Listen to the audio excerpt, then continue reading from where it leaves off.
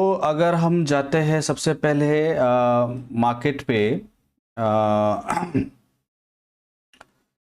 ये निफ्टी का चार्ट है। अगर आप देखो तो लास्ट वीक अगर आप लोगों ने ज्वाइन किया था तो मैंने ये बताया था कि इस वाले वीक में थे हम लोग 16 जून वाले में, है ना। तो इसमें मैं ये कह रहा था कि मार्केट को लेके ना मैं थोड़ा सा बुलिश हूँ, है ना। तो इस वाले एरिया में क्यों रीज़न यही था क्योंकि 10 ईएमए के ऊपर जो है काफ़ी दिनों से ट्रेड कर रहा है, और एक रीज़न ये था कि जो प्रीवियस हाई था उसके ऊपर बार बार ट्राई कर रहा है क्लोज करने के लिए।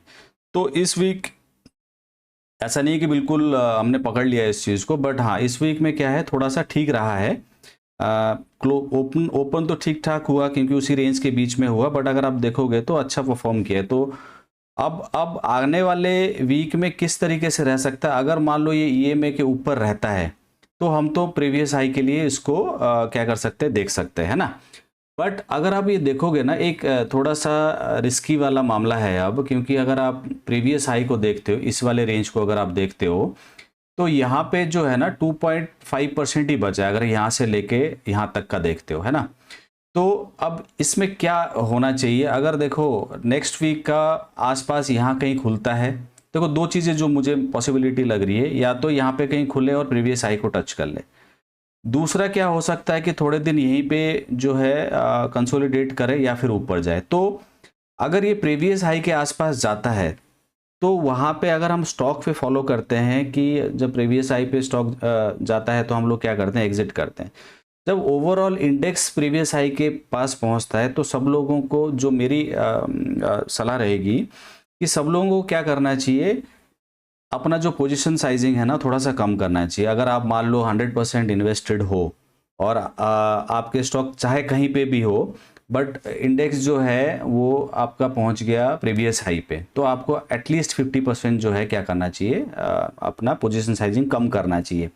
क्योंकि अगर आप यहाँ से देखते हो तो यहाँ से कुछ भी हो सकता है, या तो ब्रेकआउट करके ऊपर जाए, और ऐसा कोई बहुत जो मुझे लगता है कि अगर जियोपॉलिटिकल चीज़ों को देखते हो या फिर जो इस बार के अर्निंग्स रहे इतने भी कुछ अच्छे नहीं रहे कि ब्रेकआउट को तोड़ के निकल जाए। तो दो चीज़ें हो सकती हैं, यहाँ पे कंसोलिडेट करे, या फिर यहाँ से फिर क्या करे, नीचे 10 ईएमए तक जो है रिट्रेस कर सकता है ना। तो सलाह यही है कि अगर आप प्रीवियस हाई तक पहुंचता है तो आप एक बार अपने पोजीशन साइजिंग को क्या कर लेना चाहिए, कम कर लेना चाहिए, है ना। उसके बाद अगर मैं देखता हूं कि जो सेक्टर जो कौन कौन से जो है नेक्स्ट वीक के लिए या नेक्स्ट 2 वीक्स के लिए सही रह सकते हैं, एक मैं ऑटो के बारे में देख रहा हूं कि ऑटो ठीक होगा, क्योंकि अगर पिछली बार भी हम बात कर रहे थे कि ऑटो सेक्टर जो है वो आउट परफॉर्म कर सकता है ओवरऑल मार्केट को, जैसा कि हुआ थोड़ा सा, है ना। और आने वाले टाइम पे भी क्योंकि सारे ये में एक दूसरे के ऊपर हैं, और ये जो वीकली कैंडल है ना ऑटो के, ये भी ऊपर ही मतलब ट्रेड कर रहे हैं। तो अभी भी मेरा एक्सपेक्टेशन है कि अगर ये वाली लाइन को काटता है, ये जो हाई वाला जो ये था, अगर इस लाइन को काट के ऊपर ट्रेड करता है तो प्रीवियस हाई तक जा सकता है। तो कहने का मतलब ये है कि जो ऑटो से रिलेटेड स्टॉक हैं उन पे थोड़ा सा फोकस करना है नेक्स्ट कमिंग जो 2 वीक्स हैं उनमें, है ना। और एक सेक्टर थोड़ा सा जो मुझे अच्छा लगा अभी मेरे एनालिसिस के बाद, मेटल का है। जो मेटल के सेक्टर के स्टॉक जो है पिछले वीक में काफ़ी अच्छा परफॉर्म किए हैं, और अभी ये रिट्रेस होने के बाद ना 10 पे फिर काफ़ी अच्छा बाउंस दिया है। तो हो सकता है आगे जाके ना ये आउट परफॉर्म करे। तो बट ये अगर मान लो यहाँ पे कहीं आपको इंडेक्स नेक्स्ट वीक में कहीं यहाँ पे आसपास में बीचों बीच यहाँ पे कहीं क्लोज होता है, ये में के आसपास होता है, तो जो मेटल से रिलेटेड स्टॉक होते हैं तो उनमें एंट्री लिया जा सकता है। बट मेटल में मैं ये देख रहा था कि हमारे जो 28 स्टॉक जो स्क्रीनर पे आ रखे हैं उसमें मेटल स्टॉक्स नहीं है, तो है ना। तो अगर आपका कोई मेटल से रिलेटेड स्टॉक वॉच लिस्ट में है तो आप उसमें कर सकते हो। तो मेनली मेरा जो फोकस है नेक्स्ट वीक में, नेक्स्ट 2 वीक्स में रहेगा ऑटो पे रहेगा, और मेटल से अगर कोई स्टॉक मुझे मिलता है टेक्निकली या थोड़ा फंडामेंटल साउंड होगा तो मैं उस पर जाऊंगा। तो ये तो रहा ओवरऑल मार्केट के बारे में हम क्या सोच रहे हैं, और किन सेक्टरों पे हमें फोकस करना चाहिए, और कौन से सेक्टर से रिलेटेड जो स्टॉक है उन पे फोकस करना चाहिए, है ना। अब आते हैं जो हमारा नेक्स्ट टॉपिक है कि जो हमारा स्क्रीनर है जो हम लोग यूज़ करते हैं, अगर पहली बार कोई इसको देख रहा है इस वीडियो को, तो हम लोग एक स्क्रीनर यूज़ करते हैं जिसके पैरामीटर्स सब इस तरीके से हम डालते हैं। तो इसमें एक पैरामीटर हमारे पास होता है, प्योर ट्रस्ट की स्कोर जो है वो ग्रेटर देन 5 होना चाहिए। तो इससे क्या होता था कि जो इक्वल टू 5 वाले स्टॉक हैं, देखो पियो ट्रस्ट की स्कोर जितना ज़्यादा होगा ना उतना अच्छा होता है। बट अगर आप इसको 6-7 से ऊपर कर दोगे तो नंबर ऑफ स्टॉक्स बहुत कम आएंगे, तो इसलिए आइडिया ये था कि 5 के ऊपर होना चाहिए। बट अगर आप मान लो इक्वल टू 5 वाला भी देखते हो ना, तो अगर मैं इक्वल टू 5 करता हूँ और मैं इस क्वेरी को रन, तो सब कुछ सेम रहेगा, quarterly growth, sales growth, profit सब कुछ सेम है एज इट इज़। खाली पियो ट्रस्ट की स्कोर को हम लोग चेंज कर रहे हैं। आगे जाके मैं इसको चेंज करूंगा ऐसे, greater than and equal to 5। But अभी स्टॉक के देखने के लिए कि कौन से ऐसे स्टॉक थे जो 5 के पियो ट्रस्ट के स्कोर वाले हैं, तो उसको देखने के लिए सिर्फ मैं इक्वल टू 5 कर रहा हूँ। अगर मैं इसको रन क्वेरी करता हूँ तो ये 8-9 स्टॉक नए आते हैं। तो 27-28 पहले थे, और अगर आप equal to and greater than 5 करते हो पियो ट्रस्ट की स्कोर को, तो आपके पास टोटल जो है ये 9 भी उसमें ऐड हो जाएंगे। तो इसको मैं रैंडमली देखता हूँ, 2 स्टॉक या 2 या 3 बहुत जल्दी जल्दी में देखेंगे कि किस तरीके से इन स्टॉकों का फंडामेंटल अच्छा है या नहीं है। क्योंकि क्वेश्चन ये रहता है कि पियो ट्रस्ट की स्कोर क्या जरूरी है, तो उसके बेसिस पे हम लोग देख रहे हैं कि अगर मान लो पियो ट्रस्ट की स्कोर 5 है, इक्वल टू 5 है, तो क्या फंडामेंटली अच्छे स्टॉक आते हैं, तो उसके बारे में डिस्कशन है बेसिकली। तो सबसे पहला स्टॉक आइनॉक्स इंडिया है। तो इस पे अगर हम देखते हैं तो नीचे सबसे पहले हम लोगों को क्वार्टरली देखना होता है। अगर आप क्वार्टरली सेल्स देखते हो यहाँ पे, तो 369 है, जो कि हाईएस्ट है इन सब में, है ना। हमारा सबसे पहला क्राइटेरिया होता है कि जो सेल्स है वो हाईएस्ट होना चाहिए, क्वार्टरली सेल्स प्रीवियस सारे क्वार्टरों से। उसके बाद अगर ऑपरेटिंग प्रॉफिट पे आते हो तो वो भी हाईएस्ट है 81। और उसके बाद अगर मार्जिन्स पे आते हो तो मार्जिन्स 22 है, एवरेज इसका 21 से लेकर 24 के बीच रहता है, प्रीवियस क्वार्टर से अच्छा है, तो ये भी ठीक चीज़ है। तो तीनों क्राइटेरिया तो फुलफिल हो रहे हैं। नेट प्रॉफिट पे अगर आते हो तो 66% है, और सॉरी 66 करोड़ से है, और अगर ये देखोगे प्रीवियस वालों से सबसे हाईएस्ट है। तो ये तीनों चारों क्राइटेरिया जो है इसमें तो फुलफिल हो रहे हैं आइनॉक्स इंडिया में, है ना। अगर एनुअल पे आते हो तो भी हाईएस्ट है, देखो सेल्स में हाईएस्ट है, और ओपीएम में देखोगे पिछले बार भी 22% था, अभी भी 22% है ना। और अगर आप नेट प्रॉफिट पे आते हो 226 है, विच इज हाईएस्ट अगर आप पुराने सालों का कंपेयर करते हो। तो मार्जिन के फ्रंट में भी ठीक है, सेल्स के फ्रंट में भी ठीक है, और प्रॉफिट के फ्रंट में भी ठीक है। और अगर मैं पिछली बार का, अगर आप लोगों को याद हो, मैं टैक्स के बारे में एक चीज़ बोला था, तो इस पे भी देखो 25-24% का रहता है, अभी भी ऐसे ही है। अगर मान लो ये अभी 27-28% का एवरेज टैक्स रेट रहता हो और बाद में अभी जाके 22 हो जाता तो क्वेश्चन होता, बट इस केस में नहीं है, क्योंकि पुराना देखोगे 24-25% पे रहता है। तो इसको, इस प्रॉफिट को, नेट प्रॉफिट को हम हाईएस्ट कंसिडर कर सकते हैं, है ना। उसके बाद आ जाओ बोरोइंग्स में। अगर कंपेयर टू सेल्स देखते हो, सेल्स इसका 1306 करोड़ का है एनुअल, और अगर बोरोइंग्स देखते हो 43 करोड़, विच इज ओके, मतलब हमारे क्राइटेरिया को फुलफिल कर रहा है। कैश फ्लो पॉजिटिव है, ऑपरेटिंग कैश फ्लो। और अगर इस पे आते हो, प्रमोटर होल्डिंग में कोई मेजर चेंज है नहीं, और 75% अगर किसी कंपनी में होता है तो अच्छी चीज़ मानी जाती है ना। 51% से ज़्यादा होता है, यहाँ पे तो 75% है, जो कि अच्छी बात है। अगर FII देखो वो भी नहीं निकल रहे हैं, FII जो है नहीं निकल रहे हैं, और DII जो है वो थोड़ा सा निकल रहे हैं, जो कि चलेगा, क्योंकि बहुत ज़्यादा नहीं है। अगर 6.99 से 4% हो जाता, 3% हो जाता, वो एक प्रॉब्लम होती है। अगर पब्लिक की जगह FII लेता तो ठीक था, बट यहाँ पे जो है बहुत कम गिर रहा है। तो अगर इसको पूरा देखोगे ऊपर से नीचे तो सब कुछ ठीक है इसमें, है ना। ऑल्दो पियो ट्रस्ट की स्कोर जो है 5 है, तो इसका मतलब ये होता है कि कोई ऐसी चीज़ें हैं जो फ्रंट ऑफ PNL पे नहीं है, और जो हम चीज़ें ट्रैक करते हैं वो नहीं है, बट कुछ ना कुछ गड़बड़ है। अगर ऐसा नहीं होता, हल्का कुछ ना कुछ दिक्कत होगा इसमें। अगर ये नहीं होता तो इसके पियो ट्रस्ट की स्कोर भी जो है 5 से ऊपर या 6 से ऊपर या 7 से ऊपर रहता है ना। तो अगर in terms of fundamental analysis जिस तरीके से हम देखते हैं, अगर उसको देखते हो तो आइनॉक्स जो है वॉच लिस्ट वाला स्टॉक होना चाहिए। नेक्स्ट एक और देख लेते हैं, बालू फोर्ज देख लेते हैं। बालू फोर्ज अगर आप देखोगे, पहले सबसे पहले जैसे मैंने बताया था कि चार्ट्स थोड़ा देख लिया करो, ये ठीक है क्योंकि अच्छा ट्रेंडिंग है। उसके बाद जब सारे गिर रहे थे तो ये भी गिर रहे थे। उसके बाद आ जाओ क्वार्टरली पे, ये शायद मैंने पहले भी देखा हुआ होगा। तो ये अगर आप सेल्स देखते हो तो हाईएस्ट है 270, OPM देखते हो 26 से 28 हो गया, विच इज़ गुड। और अगर नेट प्रॉफिट पे आते हो तो वो भी हाईएस्ट है, 63 है ना। इन सब में हाईएस्ट है। देखो अगर पुराना सारा नेट प्रॉफिट देखते हो क्वार्टरली, एनुअल रिजल्ट्स भी अच्छे हैं, सेल्स हाईएस्ट है, ओपीएम 27% है, प्रीवियस वालों से काफ़ी ज़्यादा है, जो कि अच्छी चीज़ है। नेट प्रॉफिट भी हाईएस्ट है। ठीक है, अब आ जाओ बोरोइंग्स पे। अगर आप बोरोइंग्स देखते हो 40 करोड़ का बोरोइंग है, सेल्स के मुकाबले में ज़्यादा कुछ है नहीं, तो इसको कंसिडर किया जा सकता है। कैश फ्रॉम ऑपरेटिंग एक्टिविटीज़ भी ठीक है। डेटर्स ये आ जाओ नीचे, प्रोमोटर होल्डिंग देखोगे तो बहुत ज़्यादा कुछ फ्लक्चुएशन नहीं है, 54.71। और ये एक अच्छी चीज़ है, अगर प्रोमोटिंग अपना स्टेक बढ़ाते हैं, अगर मार्च में देखते हो 25 में तो 1% बढ़ा था, फिर जाके कम हुआ है। तो ये जो कम हुआ है ना 1% या पॉइंट कुछ परसेंट है, तो उसका क्या हुआ देखो, अगर आप FII का देखते हो तो 7%, 8.6.5% हो रहा, बढ़ रहा है, तो जो कि अच्छी चीज़ है।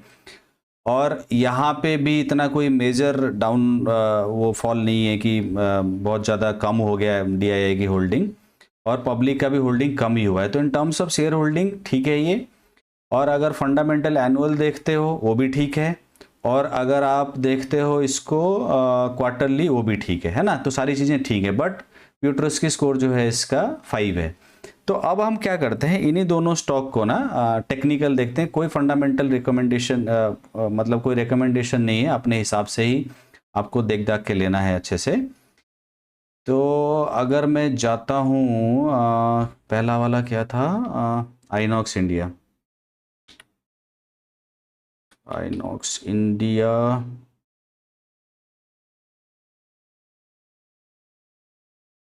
ये वीकली चार्ट है। अगर आप वीकली देखते हो इसको, अगर मैं बता दूँ, अगर आप वीकली देखते हो तो ठीक है, प्रीवियस हाई से नीचे है, प्रीवियस हाई काफ़ी दूर है। अगर जैसे टेक्निकली हम देखते हैं, अगर मैं इसको देखूं, अरे कहाँ गई ये? अगर मैं यहाँ से लेता हूँ तो प्रीवियस हाई तक मतलब 15% करीब तो है इसमें, है ना। बट अगर हम आप इस पे डेली जाते हैं, डेली वाले चार्ट पे, और अगर मैं इसको हटाता हूँ, मैं प्रीवियस ही देख के बात कर रहे हैं हम लोग, यहाँ पे देखो रिजल्ट डिक्लेयर हुआ है इसका, है ना। तो टेक्निकली क्या होना चाहिए था इस पे, अगर आप प्यूट्रोस्की स्कोर इक्वल टू 5 वाले स्टॉक को अगर आप देखते हो तो अगर आप इस पे देखो, रिजल्ट यहाँ पे डिक्लेयर हुआ है ना, इस वाले डे पे। अब जैसे रिजल्ट डिक्लेयर होता है उसके बढ़ने के बाद हम नहीं लेते हैं, तो हम लोग किसका इंतजार करते हैं कि वो रिट्रेस होके कहाँ है, 10 EMA के आसपास है। तो यहाँ पे तो कहीं एंट्री नहीं बन रही है इसकी, है ना। अगर ये रिट्रेस होके यहाँ पे आता है मान लो, तो यहाँ आ गया, तब फिर आप एंट्री कहीं कर सकते हो, है ना। अपना ये स्ट्रैटेजी है ना कि अगर रिजल्ट्स के बाद, अच्छे रिजल्ट्स के बाद वो बढ़ जाता है, फिर 10 के पास आता है, तभी हम लोग उसमें एंटर करते हैं ना। तो अगर आप यहाँ पे एंटर कर भी लेते हैं तो कितना परसेंट रिटर्न आता, अगर मान लो आप यहाँ एंट्री करते हो, चलो आप एग्जिट तो ऐसे इतनी जल्दी करोगे नहीं, तो ज़्यादा से ज़्यादा अगर देखोगे 7-8% गया। अगर मान लो यहाँ पे नहीं, कहीं बिल्कुल लो तो नहीं पकड़ पाओगे, तो 5-6% गया। बट रूल के हिसाब से क्या होता है, जब EMA काटता है तो एग्जिट भी करते हो, तो 6% के बाद ना ये गिरता रहा, और फिर आके यहाँ पे कहीं ना EMA के नीचे क्लोज दे रहा, तो तुम जहाँ से बाय करे होगे वहीं पे आपका ऐसे लिट होगा। तो एक्चुअली इसमें कुछ हुआ नहीं। अगर आप रिजल्ट, वैसे रिजल्ट तो बहुत अच्छा लग रहा था, मैं ये नहीं कह रहा हूँ कि इसका प्योर की स्कोर अच्छा नहीं है तभी ऐसा हुआ, हो सकता है कोई सारे ऐसे स्टॉक होंगे जो प्योर की स्कोर इक्वल टू 5 होगा बट अच्छा परफॉर्म किए होंगे, है ना। तो इस पे टेक्निकली तो ये काम नहीं करा, है ना। दूसरा अगर हम देखते हैं, बालू फोर्स के बारे में हमने बात बात करा, सॉरी बालू,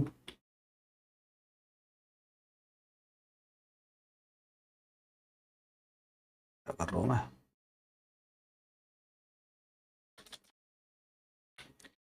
बालू फोर्ज।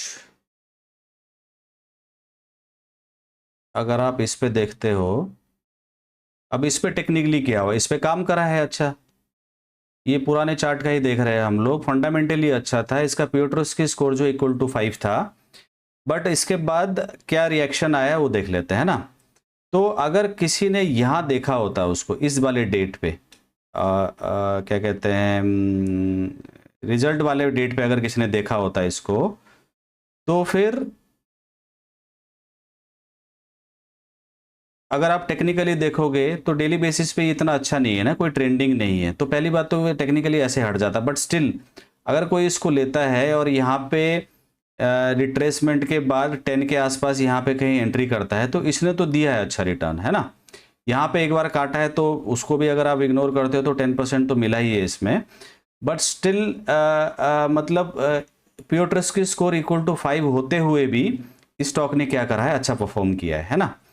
तो इसका कंक्लूजन क्या है कि अगर आप मान लो सारे ये देखते हो 9 स्टॉक जो हैं जिनका प्योर ट्रस्ट की स्कोर इतना अच्छा नहीं था, मतलब 5 के इक्विवेलेंट था, बट इसमें से कुछ स्टॉकों ने परफॉर्म किया, कुछ ने नहीं किया। तो इसी कंक्लूजन के बेसिस पे हम लोग क्या कर रहे हैं, जो हमारा स्क्रीनर है जिसपे हम लोग ग्रेटर देन 5 करते थे यहाँ पे प्योर ट्रस्ट की स्कोर को, उसको आगे से जाके मैं इसको चेंज कर रहा हूँ ग्रेटर देन इक्वल टू 5। तो इससे क्या होगा कि नंबर ऑफ स्टॉक्स ज़्यादा आएंगे, क्योंकि 28 में थोड़ा सा मुश्किल हो रहा है कि 10 स्टॉक या 10-12 स्टॉक को शॉर्ट लिस्ट करना। अगर 8-9 स्टॉक और अच्छे होंगे, फंडामेंटली अच्छे होते हैं, क्योंकि हम इनमें अगर 2 ही मैंने देखा सिर्फ, वो दोनों में फंडामेंटली तो अच्छे हैं, सिर्फ प्योर ट्रस्ट की स्कोर अच्छा नहीं है। तो इन स्टॉकों में कैसे ट्रेड किया जा सकता है कि अगर आप ये देख लेते हो कि इन सब का जो है फंडामेंटली बहुत अच्छा है, प्योर ट्रस्ट की स्कोर इक्वल टू 5 है, ये टेक्निकल ज़्यादा डिपेंडेंट होंगे। तो इस वाले इन तरह के स्टॉकों पे जो है टेक्निकली अगर आपको बहुत अच्छा दिखता है, वो मान लो सारे ईएमए एक दूसरे के ऊपर हैं और क्या कहते हैं 10 वाले ईएमए के ऊपर जो है क्लोजिंग दे रहा है बार बार और रिट्रेस होता है, तो उनको ट्रेड किया जा सकता है ना।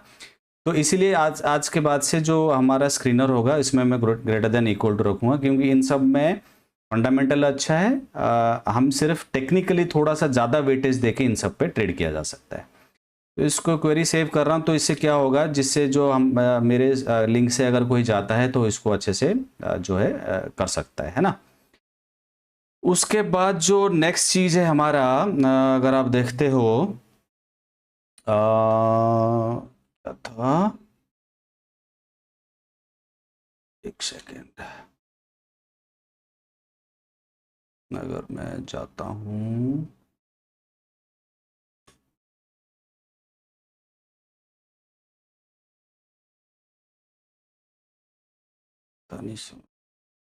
मैं,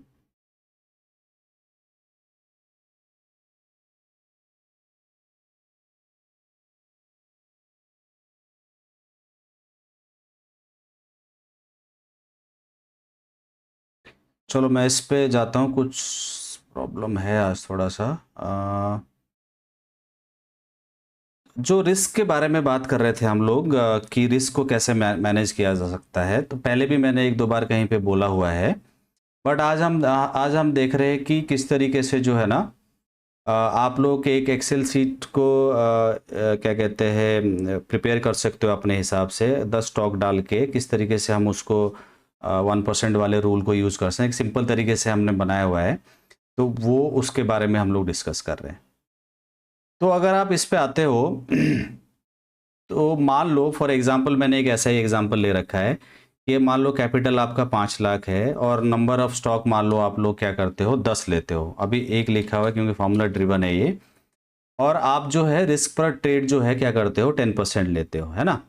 तो उसमें क्या होगा कि अब मान लो पहला स्टॉक कोई आपके वॉच लिस्ट में, पहला स्टॉक कोई टेक्निकली जो है आपके क्राइटेरिया को फुलफिल कर रहा है, तो आप क्या करोगे, ये जो स्टॉक है आपने पहले स्टॉक का टिकर का नाम लिखा, तो आपने क्या सोचा है कि 5 लाख मेरा कैपिटल है और मैं 10 स्टॉक में बांटूंगा, तो आपका पर स्टॉक कितना आ जाएगा, 50,000 आ गया। तो उस पर आप पे करना है आपको, और जिस प्राइस पे आप ले रहे हो उसको, यहाँ पे तो ये गूगल सीट है तो मैंने क्या कर रखा है, जो करंट मार्केट प्राइस है उस पर लिंक कर सकते हैं, ये सीट में दे दूंगा, आप लोग देख लेना। अभी जो करंट मार्केट प्राइस है वो, और जो स्टॉप लॉस है और जो मैक्सिमम स्टॉप लॉस है, इन तीनों का कंपैरिजन करके देखना होता है ना। तो आप मान लो सपोज अभी रेलटेल चल रहा है 427 में, ये लास्ट वाला शायद प्राइस है, तो आपका 50,000 से डिवाइड होकर यूनिट कितना आ जाएगा, 117 यूनिट देना है, तो ऑर्डर डालते टाइम इजी रहता है। और आपका जो स्टॉप लॉस है, अगर आप मान लो रेलटेल पे ही जाते हैं, मैं इसको क्या करता हूँ, इसी के एज ए एग्जांपल लेता हूँ कि एक स्टॉक आया, आपको 50,000 लगाना है, करंट मार्केट प्राइस उसका 427 चल रहा है, और फिर आप टेक्निकली देख रहे हो कि रेलटेल का जो है स्टॉप लॉस कहाँ बन सकता है ना। अगर आप इस पे जाते हो लाइव, उसको देख रहे हैं प्राइसेस, बट ये कोई वो नहीं है, ट्रेड नहीं है ना। देखो, तो इस पे अगर आप ये लेते हो, या तो अगर आप ईएमए वाला ट्रेड होता है तो आप क्या करते हो, जहां से आप एंट्री करते हो उससे 8 to 10% का एसएल लेते हो। दूसरा वाला जो स्ट्रैटेजी है, जिसमें हम दोनों ईएमए यूज करते हैं, अगर मैं उसको लगाता हूं इस पे, तो इन दोनों में फर्क क्या है कि अगर आप ईएमए वाला स्ट्रैटेजी यूज करते हो तो उस पे तो आप सीधा फ्लैट 8 to 10% लगाते हो, है ना। प्रीवियस वाला कोई लो देख लो, या फिर 10% नीचे नहीं, ईएमए के नीचे नहीं क्लोज होना चाहिए। बट अगर कोई इस वाले स्ट्रैटेजी को फॉलो करता है, तो इस स्ट्रैटेजी में क्या होता है कि जो हाई वाली लाइन होती है उसको ब्रेक करने पे हम लोग लेते हैं, और जब हम उसको एंटर कर लेते हैं, उसके नीचे वाला जो लाइन होता है, जो 20 EMA का जो नीचे वाला लाइन है, वहां पे एसएल लगाते हैं। तो अगर किसी ने इसी स्ट्रैटेजी को कोई फॉलो कर रहा है, तो हमेशा से जो आपका एसएल आएगा ना, वो 10% के नीचे ही आएगा, है ना। तो अगर इसी का एग्जांपल ले लेते हैं, मान लो ये क्रॉस कर गया, अभी 729 हो गया, नहीं सॉरी 430 पे मान लो आप लोग एंटर कर रहे हो, और आपका उस टाइम पे एसएल क्या बनेगा, 411, है ना। तो आप एक्सेल पे जाते हो, 430 पे आपने एंटर किया, 430 लिखा है यहाँ पे, और आपका जो एसएल बनता है वो कितना बनता है, 411। तो आपने यहाँ पे क्या लिखा, 411 लिखा, है ना। स्टॉप लॉस आपका कितना है, 411। अब जो आपका अब ये रेड इसलिए हाईलाइट हुआ है क्योंकि आप क्या सोच रहे हो कि मैक्सिमम स्टॉप लॉस जो है ये रेड तो नहीं होना चाहिए, कुछ गड़बड़ है इसमें स्टॉप लॉस, क्योंकि मैक्सिमम स्टॉप लॉस जो है ना 387 है। मैं ये कह रहा हूँ, अच्छा इसमें थोड़ा सा गड़बड़ हुआ है कि 430 जो है आप एंट्री कर रहे हो, आपका 10% के हिसाब से कितना आना चाहिए, 387 आना चाहिए, है ना। अगर 10 मैक्सिमम जो स्टॉप लॉस है आप इतना ही ले सकते हो। बट अगर आपका स्टॉप लॉस आ रहा है, ये जो 10-20 वाले ईएमए के हिसाब से अगर स्टॉप लॉस बहुत नीचे आ रहा है, तो इसका मतलब क्या है, उस पर हम लोग ट्रेड नहीं। अगर मान लो आपका अभी जो है मैक्सिमम जो स्टॉप लॉस आता है 350 आता या 360 आता, तो उस केस में क्या करोगे आप लोग, जो है इसको इस पे ट्रेड नहीं लेंगे, क्योंकि आपका जो एसएल है वो 10% से ज़्यादा हो रहा है ना। तो अब 10-20 वाला ईएमए और 100 वाले ईएमए तो हमेशा आपको 10% के अंदर वाले ही एसएल मिलेंगे। बट अगर आप सिर्फ ईएमए वाला जो कर रहे हो, जो 10 ईएमए जिसमें लगाते हैं, कई बार ऐसा होगा कि जो आपका एसएल है ना, अगर आप मान लो प्रीवियस हाई को, प्रीवियस लो को देख के कहीं एसएल लगा रहे हो, 10% से ज़्यादा होगा, तो उन वाले स्टॉकों में क्या करना चाहिए, हम लोगों को ट्रेड नहीं लेना चाहिए। तो आइडिया यही है, 1% रूल का मतलब ये होता है कि आप जो भी आपका कैपिटल है ना, उसको आप क्या करोगे, 10 ट्रेडों में मतलब 10 स्टॉक में बांटना है आपको, सब में इक्वली जो है क्या करना है, आपका कैपिटल एलोकेट होना चाहिए। और जब आप 10 ट्रेड ले रहे होगे, सब में ये देखना, जब भी आप एसएल लगा रहे हो ना, उसमें वो एसएल 10%, मतलब जो इस वाले रो में जो वैल्यू है ना, उससे जो है ना क्या नहीं होना चाहिए, कम नहीं होना चाहिए, है ना। तो अगर मान लो मैक्सिमम लॉस आप ले सकते हो, मतलब पर यूनिट प्राइस के हिसाब से 387, और आपका प्रीवियस वाला लो देख के आ रहा है 350, तो वो स्टॉक फिर जो है अपना क्या होना चाहिए, अपने पोर्टफोलियो का पार्ट नहीं होना चाहिए, अगर स्टॉप लॉस बहुत नीचे आ रहा है 10% से ज़्यादा। तो इसी तरीके से जब आप ये इस सीट को करते हो, एक एक करके स्टॉक लेते हो, या जब जब आप मान लो जिस प्राइस पे आप यहाँ पे बाय करते हो यहाँ लिख दो, और जो आपका स्टॉप लॉस है यहाँ लिखो। अगर वो स्टॉप लॉस जो है इससे जो है कम आ रहा है, तो इसका मतलब क्या है कि आपका 10% से ज़्यादा लॉस हो सकता है उसमें, तो उस स्टॉक को नहीं लेना है ना। तो जब जब आएगा तो एक एक करके लेते रहो। अच्छा, इसको फॉलो करने का फायदा क्या है कि अगर आप 10 ट्रेड लेते हो या 10 स्टॉक भी लेते हो, और सबसे 10% सारे स्टॉकों पे आपने 10% के एसएल हिट हो गया मान लो, तो तब भी आपका जो पूरा कैपिटल है 5 लाख का, तो उसमें से लॉस कितना होगा, 50,000 का लॉस होगा, है ना, which is 10% of your capital. और एक चीज और भी है कि हर स्टॉक में जो है आपको क्या कर रहा है, 10% की लिबर्टी दे रहा है कि आप उसको एसएल ले सकते हो, है ना। तो इस तरीके से क्या होगा, और ऐसा भी नहीं है कि बिल्कुल सारे ही स्टॉक जो है बिल्कुल चलेंगे नहीं, मतलब 10 आपने स्टॉक लिए और 10 के 10 स्टॉक नहीं चले। अगर मैं यहाँ पे रिस्क रिवॉर्ड 1:2 का करता हूँ, अगर मान लो 10% का एसएल मान रहे हो तो 20% का आपका टारगेट होना चाहिए, है ना। अगर 8% का एसएल मान रहे हो तो आपका कितना होना चाहिए, 16% का होना चाहिए। तो 1:2 का रेशियो पे अगर आप रिस्क रिवॉर्ड पे काम करते हो और 10 में से क्या हुआ, 5 में आपका जो है क्या हुआ, प्रॉफिट हुआ, आपका जो रिस्क रिवॉर्ड है अचीव हुआ, और 5 पे नहीं हुआ, तब भी आप 5% कमा लोगे, है ना। और अगर मान लो एक भी ज़्यादा हो जाता है, अगर मान लो 6 पे आपका जो है टारगेट हिट होता है, 4 पे नहीं होता है, अगर इसी एग्जांपल को लेते हो, अगर मैं यहाँ पे 10,000 लेता हूँ, यहाँ पे अगर मान लो मैं ये मान के चल रहा हूँ कि 6 ट्रेड मेरे हिट करे और मतलब टारगेट हिट करे और 4 ट्रेड नहीं करे, तो भी आप 8% कमा रहे हो ना ओवरऑल पोर्टफोलियो पे। बट अगर आप ये करते हो कि मैं पूरा कैपिटल एक पे लगाऊंगा, तो उस केस में क्या होगा कि जैसे 50 लाख आपने, सॉरी 5 लाख एक पे लगा लिया आपने, और 5 लाख लगाने के बाद क्या हुआ, 10% उस पे हिट हो गया, तो आपका कैपिटल कितना बच रहा है, 4,50,000। तो नेक्स्ट पे अगर फिर 10% का लेते हो, तो इस तरीके से अगर आपने 10 ले लिया ना, तो कम से कम 60 या 70, 56 या 60% करीब डाउन हो गए, अगर आप फुल कैपिटल पे एक एक पे ट्रेड करते हो। तो इसीलिए मैं ये कहता हूं कि जब भी पोर्टफोलियो बनाते हो 10 स्टॉक होने चाहिए उसमें, और 10 के जो 10 स्टॉक हैं इक्वली क्या करना है, आपको कैपिटल को डिवाइड करना होगा, और सारे सारे स्टॉकों पे ना जो एसएल है वो 10% से ज़्यादा नहीं, 8% मैं सजेस्ट करता हूँ। तो मैक्सिमम क्या ले सकते हो, 10% ले सकते हो, क्योंकि जो हमारे स्क्रीनर पे जो स्टॉक आते हैं ना, वो थोड़ा सा वॉलेटाइल होते हैं, तो 8 to 10% तक का जो है करके लिया जा सकता है इसमें, है ना। तो इस तरीके से जो है आप एक शीट बना सकते हो, इसको मैं लिंक दे दूंगा, तो जो जो स्टॉक अपना आता रहेगा, क्योंकि इससे क्या होगा कि एक आया तो एक लिया आपने, दो आया दो लिया, फिर इस तरीके से लेते रहोगे, तो जब 10 हो गया तो ठीक है। अगर मान लो 10 नहीं आए तो 4-5 आ गए, तो जिनका एसएल हिट होना होगा हो जाएगा, और जिसका टारगेट होना है।